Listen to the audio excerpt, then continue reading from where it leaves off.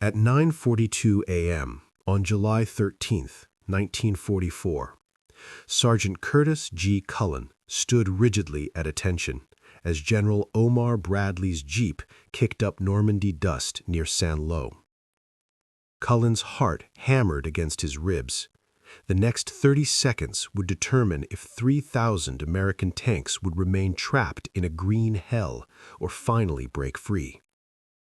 For 6 brutal weeks since D-Day, the Allies had been choking on the bocage, not mere hedgerows, but ancient earthen fortresses.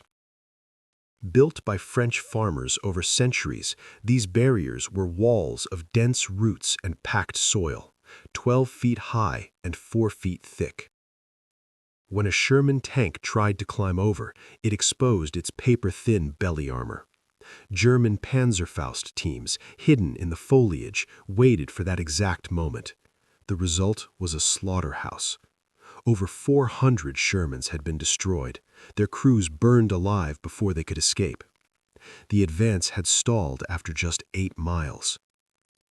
Operation Cobra, the planned breakout, was scheduled for July 25th. Without a solution, it would drown in blood and fire. General Bradley had come to see one man's desperate answer. Cullen, a 29-year-old sergeant in the 102nd Cavalry Reconnaissance Squadron, had watched his friends die in these sunken lanes. The official solutions were failures. Bulldozer tanks were too slow and became prime targets. Explosives barely scratched the ancient earth. The mathematics of attrition were clear. At this rate, the advance would take 6 months. For 3 days, Cullen had scrounged through the detritus of war. His gaze had fallen on the twisted steel of German beach obstacles, Czech hedgehogs, designed to gut Allied landing craft. An idea, absurd and simple, took hold.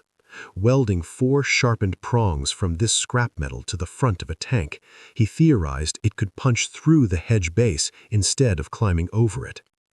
He tested it on a light tank. It worked. Now, under Bradley's steely gaze, a full-weight Sherman was poised to charge a formidable hedgerow. The engine roared. If it failed, the crew was dead, Cobra was doomed, and the stalemate would continue. But if it succeeded, the tank lurched forward, and in that moment, Cullen realized his scrap metal idea wasn't just a test, it was the key to the entire campaign, forged from the very obstacles the enemy had left behind. The prototype was born not in a design bureau, but in a junkyard of war. Sergeant Cullen's idea was breathtakingly simple. Take the very steel the Germans used to stop the Allies on the beaches and turn it into a key to unlock the inland hell. For 3 days, he worked with cutting torches and welders, shaping 4 2-inch thick prongs from dismembered Czech hedgehog obstacles. He angled them forward at 35 degrees and welded the assembly to the bow plate of a light tank, creating a set of steel tusks. The theory was clean mechanics. On impact, the prongs would bite into the compacted earth at the hedgerow's base, allowing the tank to push through while keeping its hull down and its vulnerable belly protected.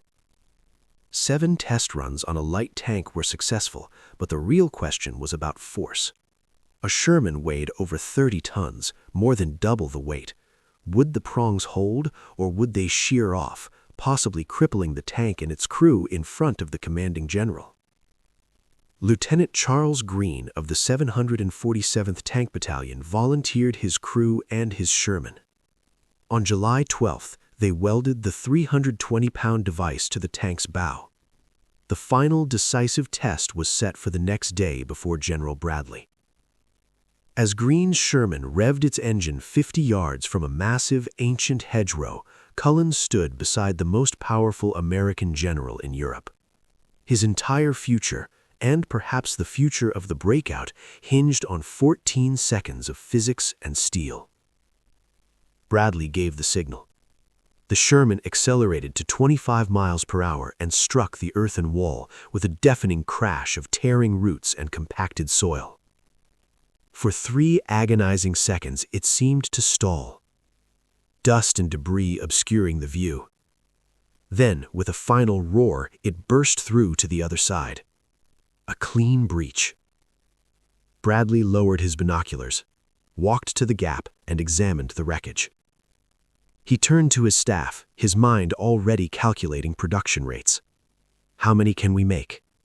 The answer was 500 devices from the available beach scrap. Bradley's reply was instantaneous and staggering. I want 3,000. In a moment, Cullen's field improvisation had just become the official, desperate hope of an entire army. General Omar Bradley's presence cast a heavy silence over the field near St. Lo. All eyes were fixed on Lieutenant Charles Greene's M4 Sherman, now an ungainly beast with 4 steel tusks welded to its bow. Sergeant Cullen stood rigid, the taste of dust and anxiety in his mouth. This was no longer a backyard experiment. The future of Operation Cobra and the lives of thousands of tank crews now hinged on the next 30 seconds. Bradley, the stoic commander of the First Army, raised his binoculars. He had hand-picked the target himself, a towering, ancient hedgerow that had defied American armor for weeks. For Cullen, the pressure was suffocating. The physics were untested at this scale. The 33-ton Sherman hitting at 25 miles per hour could rip the prongs clean off, or worse, cause the tank to flip. A failure here wouldn't just mean a broken prototype. It would shatter the Army's fragile hope for a breakout. Greene's voice crackled over the radio. "Ready to demonstrate." Bradley gave a silent nod. The Sherman's engine roared, a deep-throated challenge to the Norman countryside. The tank accelerated, its metal tusks aimed at the earthen wall. At the moment of impact, a thunderous crunch tore through the air, the sound of centuries-old roots and compacted soil being violated by modern steel. The Sherman's nose buried itself, and for 3 agonizing seconds it seemed to shudder and stall, trapped. Cullen held his breath. Then, with a violent lurch, the prongs bit deeper. A cascade of dirt erupted, and the tank bulldozed forward, emerging onto the adjacent field in a mere 14 seconds. A clean, gaping hole was left in the once impenetrable barrier. Bradley lowered his binoculars, his face unreadable. He walked to the breach, knelt, and ran his hand over the severed roots. He stood, dusted off his pants, and turned to his chief of staff, Major General Lev Allen. His question was not about feasibility, but logistics. How many can we produce? Informed that available beach steel could make 500 devices, Bradley's reply was instantaneous and monumental. I want 3,000. In a single breath, Cullen's scrap metal invention was ordered to become the standard equipment for an entire army, with only 12 days to build it. Bradley's order transformed a Norman field into a desperate, round-the-clock industrial site. The 52nd Ordnance Group, led by Captain James Dyer, faced a near-impossible task: produce and mount 3,000 devices before Operation Cobra's launch on July 25th. Using every available welder and cutting torch, they began dismembering the captured German Czech hedgehogs. The reality immediately clashed with the plan. The German steel was treacherously hard, causing cutting torches to overheat and fail within minutes. The first day's output was a pitiful 8 devices. At that rate, production would finish in October. Sergeant Cullen, now a crucial troubleshooter, identified the bottleneck: heat management. He organized welders into rotating shifts, allowing tools to cool. Output inched up to 22 devices, then 38, but the math remained a horror. With days ticking away, they needed to modify 250 tanks daily. They were achieving barely a tenth of that. The specter of Cobra launching without the rhinos and failing became a palpable fear. Then, a new crisis emerged. The stockpile of German beach obstacles was exhausted. They had ravaged every hedgehog from the beaches to Cherbourg, but the count stalled at 1,200 devices, far short of the 2,000 Bradley demanded as a minimum. In a stroke of desperate ingenuity, the solution came from the railroad. Lieutenant Green's battalion had already experimented with heavier, cruder prongs made from railway tracks. The ordnance group pivoted instantly, creating a hybrid fleet. Cullen's original hedgehog steel cutters for some units and rugged railroad track tusks for the rest. Welding stations multiplied, working under floodlights through the night. Sparks from cutting torches lit up the countryside like a macabre factory. With 72 hours left, production hit a frenzied peak. As the modified tanks, now looking like prehistoric beasts, rumbled towards their assembly areas on July 24th, the final tally stood at approximately 2,300. It wasn't the perfect 3,000, but it was an army's worth of hope, forged from scrap against a ticking clock. At 6:11 a.m. on July 25, 1944, the ground near St. Lo trembled as 1,500 Allied bombers unleashed 4,000 tons of explosives on German positions. From an observation post, Sergeant Cullen watched the cataclysm, knowing the true test began when the thunder stopped. At 7:45 a.m., under a pall of smoke and dust, the first wave of modified tanks, now nicknamed Rhinos, crossed the start line. The 2nd Armored Division led the assault, their Shermans sporting steel tusks. The moment of truth arrived in minutes. A lead tank from Company B accelerated towards a towering hedgerow, struck it with its prongs, and pushed through in 16 seconds. The radio crackled with the first report: breach successful, no damage. Then another, and another. The pattern was repeated across the front. Tanks were crossing fields in minutes, not hours. The German defensive doctrine, meticulously built around targeting exposed tank bellies during slow climbs, was instantly rendered obsolete. The Rhinos weren't climbing, they were tunneling through. By 10:30 a.m., elements of the 2nd Armored had advanced 2 miles, a distance that had taken 3 days of brutal fighting in June. The bocage, a formidable ally to the defender, was suddenly neutralized. It became merely an obstacle that caused a 15-second delay. German units, unprepared for this tactical earthquake, began to fall back in disarray, unable to establish new defensive lines. Cullen monitored the radio traffic, a mix of triumph and tension. The advance was unprecedented, but not all reports were positive. Around 11 a.m., the first failure came in. A Sherman's prongs had bent against a hidden stone foundation, immobilizing it. A 4% failure rate began to crystallize in the data. For every 100 tanks that charged, 4 would be left vulnerable. But the strategic tide had turned. By 3 p.m., American spearheads were 5 miles inland. The stalemate was broken. The green hell of the bocage had been tamed by scrap metal and sheer force. But the cost of imperfect ingenuity was now being tallied in real time on the battlefield. The radio reports that reached Sergeant Cullen's observation post were a brutal dichotomy. While most transmissions spoke of unprecedented advances, miles gained in hours, a persistent, grim subset detailed failures. A Sherman from the 741st Tank Battalion had struck a hedgerow with a buried stone foundation. Its prongs bent backward, trapping the tank. Under machine gun fire, 2 crewmen died trying to escape. Another tank's device sheared off completely after hitting a hidden iron fence post, tearing part of the bow plate with it.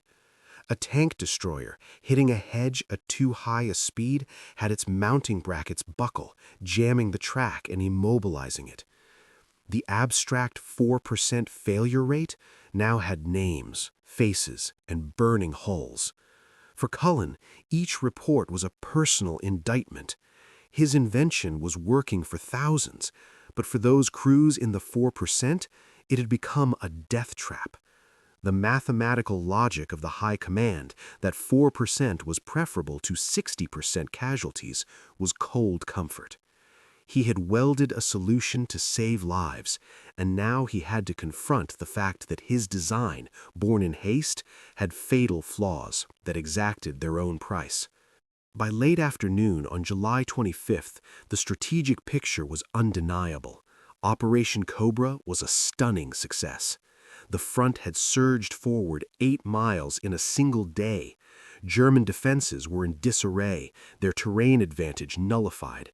Staff officers calculated that the Rhino devices had saved an estimated 300 tanks and 1,500 crewmen. Yet Cullen could only fixate on the inverse: 92 failed devices, 92 crews put in extreme peril. As he walked through the abandoned production site at Colombier on the evening of the 25th, surrounded by scrap metal and the ghosts of frantic labor, he was consumed by a quiet turmoil. The invention had broken the stalemate and would be hailed as a miracle, but true innovation, he understood in that moment, is never perfect. It is a calculated gamble where success is measured in aggregate percentages, and the cost is paid by the unlucky few who fall into the percentage points of failure.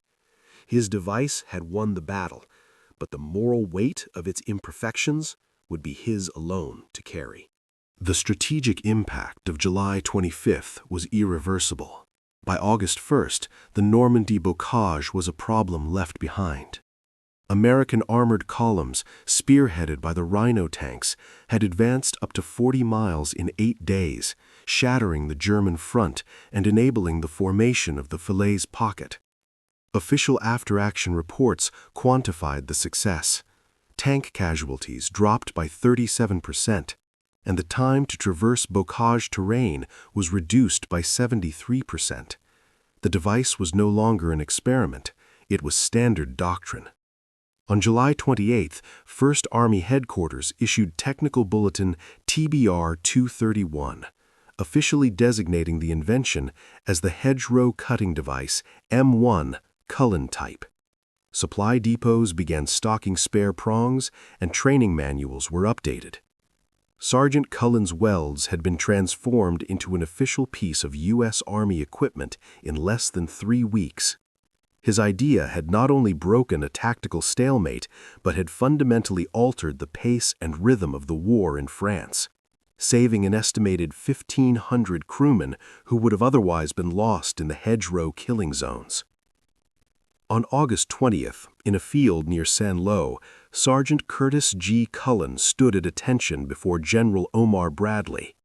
The general, with Major General J. Lawton Collins beside him, read the citation and pinned the Legion of Merit, a decoration typically reserved for high-ranking officers, onto Cullen's uniform. "Your hedgerow cutting device directly contributed to the success of Operation Cobra," Bradley stated, making the strategic praise personal and permanent. The device now bore his name in official records, yet the true recognition was in the columns of tanks rolling east toward Paris, and in the quiet knowledge among thousands of tank crews that their survival had been forged from scrap metal.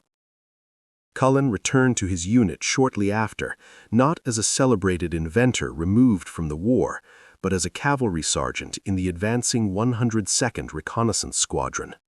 The breakthrough was complete, the recognition formalized, but the war marched on, leaving him to wrestle with a singular thought. His name was now on the solution, but history would remember only the victory, not the precise cost of the 4%. Curtis Cullen returned to Cranford, New Jersey in 1945, a civilian carrying the Legion of Merit and a story few outside the military truly understood. He married, took a job with a spirits company, and lived a quiet, unassuming life in New York City. The war's thunder had faded into the hum of post-war America. His invention, however, continued to evolve. It entered official military doctrine, studied at West Point and Fort Knox as the premier case study in battlefield innovation. NATO armies adopted its principles. The U.S. Army's official history dedicated pages to the Cullen device. Yet the man himself remained in the shadows. He gave no interviews, wrote no memoirs. He died in Greenwich Village in November 1963, largely unknown to the public. His headstone, like his life, was simple. It did not mention the steel tusks that changed the course of a campaign. His legacy was secured not by his own hand, but by the words of his supreme commander. On June 6, 1964, the 20th anniversary of D-Day, former President Dwight Eisenhower was interviewed by Walter Cronkite in a Normandy field. Asked about the bocage, Eisenhower told the story of the sergeant who solved it. He spoke Cullen's name to a national television audience of millions. Posthumously, Cullen became a legend. Today, his invention rests in museums: a modified Sherman at the National World War II Museum, prongs displayed at Fort Knox. His true monument, however, is incalculable. It exists in the thousands of men who survived the hedgerows, in the children and grandchildren they came home to have, and in the enduring military principle he embodied: that ingenuity, born from desperation and forged from scrap, can break the deadliest stalemates. Sergeant Curtis G. Cullen, the quiet hero, proved that the course of history can be altered not just by generals, but by a soldier with a welder and a revolutionary idea.